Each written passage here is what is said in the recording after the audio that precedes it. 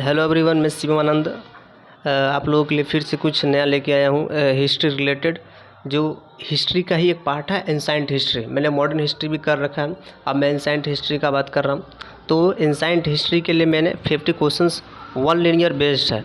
One linear based का मतलब मैंने ऑप्शंस नहीं दिए हैं, उसके साथ साथ मैंने आंसर भी मेंशन कर रखा है। आप देख सकते हैं मैंने लगभग 50 क्वेश्चन बना रखा है एंसाइंट हिस्ट्री का 50 क्वेश्चन। और एक एंसाइंट हिस्ट्री तो टॉपिक्स होंगे, और टॉपिक्स के अंदर ही मैंने उसको सब टॉपिक्स में डिवाइड कर रखा है। जो एक सब टॉपिक्स, जैसे एग्जांपल मैंने सिंधु घाटी सभ्यता, इंडियस वैली सिविलाइजेशन, इसके मैंने 10 क्वेश्चन ले रखा है। और इसका वैदिक पीरियड, एंसाइंट हिस्ट्री के ही अंदर में ये सब जितने भी पीरियड थे वो आते हैं। तो मैंने 50 क्वेश्चन बना रखे हैं। आप देख सकते हैं ये 17 नंबर हो गया, ये 18 नंबर, 19 नंबर, तो मैंने सारे क्वेश्चन बना रखे। आप देख सकते हैं ये फिर महाजनपद और बौद्ध धर्म, ये सब अलग अलग सब टॉपिक्स पे मैंने डिवाइड कर रखा है, क्योंकि समझने में एक अच्छी मतलब कोई प्रॉब्लम नहीं होगा। मौर्य काल का भी मैंने देखिए 40 क्वेश्चन है। उसके बाद आप देख सकते हैं लास्ट गुप्त काल का भी ले रखा है। तो एंसाइंट हिस्ट्री का जितना भी क्वेश्चन है ना, मैंने अच्छे मतलब क्वेश्चन को चुन चुन के भाई मैंने अलग अलग बुक से इसको इंक्लूड किया हूँ। तो भाई आप लोग प्लीज़ मेरे चैनल को लाइक करिए, कमेंट करिए। कमेंट इसलिए करिए क्योंकि जो मैं वीडियो बना रहा हूँ कोई एरर है तो उसमें मेरा फ़ायदा होगा कि जो एरर है उस एरर पॉइंट को आप मेंशन कीजिए, और मैं उसको सुधारने का प्रयास करूँगा। क्योंकि मेरा ये वीडियो फर्स्ट ऑफ ऑल मैं स्टार्टिंग फेज़ है, तो कोई भी स्टार्ट करता है वो जीरो से ही स्टार्ट होता है। तो आप लोगों को पता ही होगा, बताने की ज़रूरत नहीं है। तो मैं स्टार्ट करने जा रहा हूँ भाई, आप लोग ध्यान से देखिए। स्टार्ट करने जा रहा हूँ, चलिए सिंधु घाटी सभ्यता से।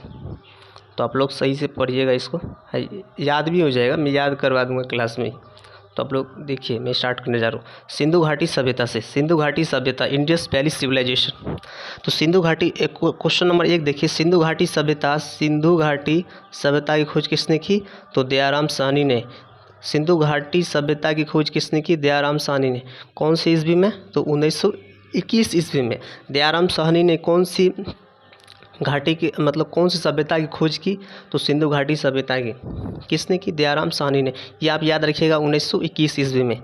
ये अच्छा पॉइंट है। क्वेश्चन नंबर 2 देखिए, मोहनजोदड़ो का अर्थ क्या होता है? मोहनजोदड़ो का अर्थ होता है मृतकों का टीला।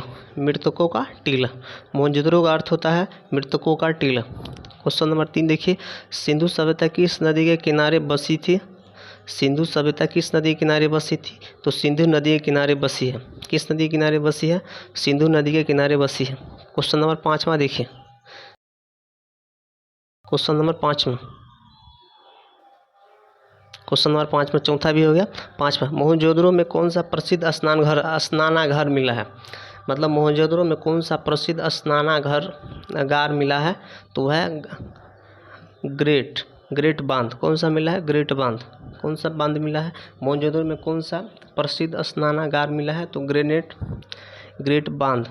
कौन सा मिला है? ग्रेट बांध। क्वेश्चन नंबर 6 देखिए, क्वेश्चन नंबर 6 हो गया, किस स्थल में तांबे की नृत्य करती स्त्री की मूर्ति मिली है? मतलब किस स्थल में तांबे की नृत्य करती स्त्री मिली है? तो ये मोहनजोदड़ो में। कौन सा में मिला है? तो मोहनजोदड़ो में। क्वेश्चन नंबर 7 देखिए, सिंधु सभ्यता की लिपि कौन थी? सिंधु सभ्यता की लिपि कौन थी? तो चित्तर लिपि। क्या हुआ? चित्तर लिपि। कि कौन सा लिपि हो जाएगा? चित्तर लिपि। अब क्वेश्चन नंबर 8वां देखिए, क्वेश्चन नंबर 8वां, किस स्थल में अन्नागार मिला है? किस स्थल में अन्नागार है? भाई ये क्वेश्चन सब ऑब्जेक्टिव टाइप्स में आपके बिहार पुलिस होंगे, इवन बिहार दरोगा के पीटी में, बीपीएससी प्रीलिम्स में पूछा जाता है। तो आप ध्यान से आप लोग देखिए, किस स्थल में अन्नागार मिला है। मैंने काफ़ी अलग अलग बुक से कंबाइंड करके क्वेश्चन ले रखा हूँ।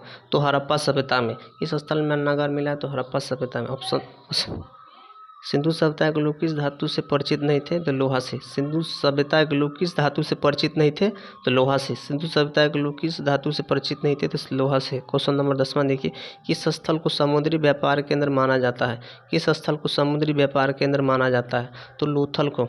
किस स्थल को समुद्री व्यापार केंद्र माना जाता है? तो लोथल को, याद रखिएगा। अब क्वेश्चन नंबर, अगला क्वेश्चन पे आते हैं। क्वेश्चन आप वैदिक काल के जितने भी क्वेश्चंस हैं उस अलग अलग सब टॉपिक्स का मैंने क्वेश्चंस ले रखा 10-10 क्वेश्चन, लगभग 50 क्वेश्चंस हैं। तो अलग ध्यान से देखिए। ऋग्वेद किस भाषा में लिखी गई है? क्वेश्चन नंबर 11 में देखिए, ऋग्वेद किस भाषा में लिखी गई है? संस्कृत में। काफ़ी इंपॉर्टेंट क्वेश्चन है, आप लोग भाई प्लीज़ आप लोग इसको फॉलो कर दीजिएगा, काफ़ी अच्छा हो जाएगा बहुत सारे एग्जामिनेशन में, जो मतलब जीके जीएस रिलेटेड एग्जामिनेशन है। आप लोगों को पता होगा जीके जीएस रिलेटेड हर एग्जामिनेशन में ही आते होंगे।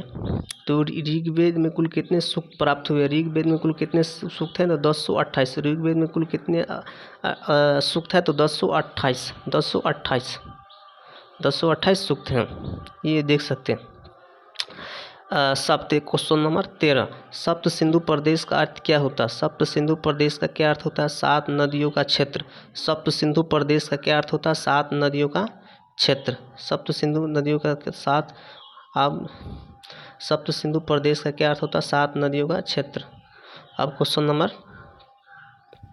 14 पे आ गए। क्वेश्चन नंबर 14, भाई ये मेरा फोटो है, मैंने खुद से इतना मेहनत करके भाई मैंने लगा रखा भाई। क्वेश्चन नंबर 14 में देखिए कि वर्ण व्यवस्था की शुरुआत किस काल से हुई थी? वर्ण व्यवस्था की शुरुआत जो है उत्तर वैदिक काल से हुई थी। वर्ण व्यवस्था की शुरुआत किस काल से हुई थी? उत्तर वैदिक काल से। क्वेश्चन नंबर 15 देखिए, गाय को किस रूप में माना जाता है? गाय को किस रूप में माना जाता है? संपत्ति के रूप में। आपको पता होगा कि गाय पालना सर्वप्रथम कौन सा स्टार्ट किए थे?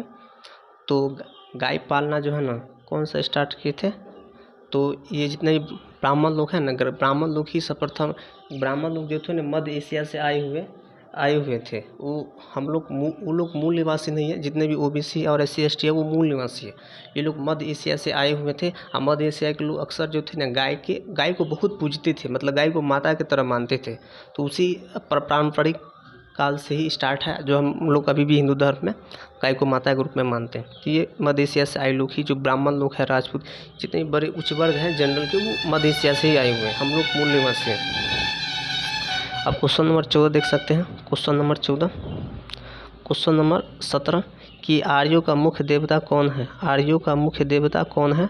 तो इंद्र, अग्नि और वरुण। क्वेश्चन नंबर 18 देखिए, राजा की शक्ति किस में नियंत्रित थी? राजा की शक्ति किस में नियंत्रित है? तो सभा और समिति से। राजा की जो शक्ति है किस में नियंत्रित है?